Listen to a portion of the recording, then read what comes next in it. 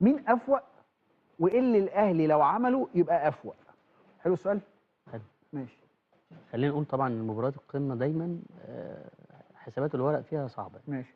الفريق اللي عنده دوافع كبيره، مركز اكتر، شخصيه اللعيبه في المباراه دي بتبقى مهمه جدا اكتر كمان من الخبرات الفنيه. حاله الاهلي عامله ايه دلوقتي؟ تفاصيل حاله الاهلي.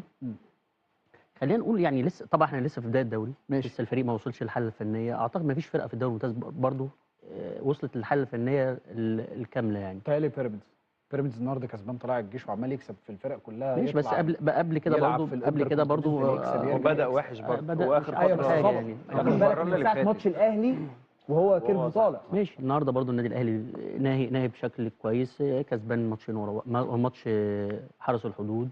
النهارده الثقه بترجع تاني للعيبه. اي نعم النادي مفتقد لعيبه مؤثره جدا من الناحيه الفنيه للفرقه. اختلاف المدرسه بين ريبيرو وبعد كده كابتن عماد جه، كل الحاجات دي اكيد بتاثر على مستوى الفرقه. لكن المباريات اللي زي دي اعتقد اللي بتبقى فرصه كويسه للعيبه اللي هي ترجع الثقه تاني ليهم ولجمهورهم، طمنوا الفرقه بشكل كويس. زي ما قلت لك وباكد تاني ان هي مباراه تفاصيل مهمه جدا. اللي يكسب الماتش ده يكسب الدوري؟ لا لسه بدري. لسه بدري. طيب كابتن فتح الله، دي اول مباراه لفريرا مدرب الزمالك، اول مباراه قمه. تفرق معاه في حاجه؟ هيفضل يلعب بنفس الاسلوب بتاعه ولا غير اسلوبه قدام الاهلي؟ لا يعني ما اعرفش اقرا دماغه قوي، لان اول ماتش قمه ما اعرفش دماغه هتوديه لفين. بس ماتش قمه جاي في ظروف لحد كبير متشابهه يعني اعتقد ان الناديين ما يتمنوش ان الماتش كان تيجي في الظروف دي، لان مش في احسن حالاتهم. يمكن نسبيا كبنات الزمالك اول، فالضغوط عليه هتبقى اقل شويه. الاهلي دلوقتي ترتيبه في البنات بعيد، لكن كسب اخر ماتشين، بدا مكسب بس حتى لو اداؤه مش كويس. لكن الزمالك ماتش الجونه حسيت ان في كلام كتير ورغي كتير، وده مش مظبوط قبل ماتش قمه. ماتش وتعادلت فيه والناس راحت لاتجاهات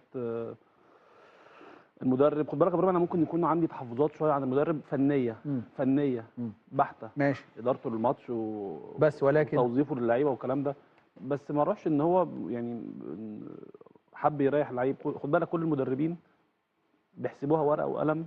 في ماتش في المتناول ممكن عند لعيب مصاب او عنده انذارين، ممكن اريحه دلوقتي عشان محتاجه في ماتش مش عارف ايه. فالحاجات دي كلها حسابات المدربين من زمان بيعملوها وبتعمل. انا شايف ان المدرب لو مركز وبيشتغل باوراقه صح، لان اوراق الزمالك مش كتير. الناس اللي فايقه الفت الكواليتي محترم مش كتير. المدرب لو مركز وبيدير الماتش 90 دقيقه بشكل كويس هيعمل ماتش كبير. الماتش ده يا ابراهيم انت لو كسبته هتحط كميه ضغوط مش طبيعيه على النادي الاهلي. مش عايز اقول لك هتبعده عن المنافسه، لا هتضغطه جامد. هتضغطه بشكل كبير جدا، لان الاهلي عنده مشاكل، فانت لازم تحاول يعني تكتر المشاكل اللي عنده.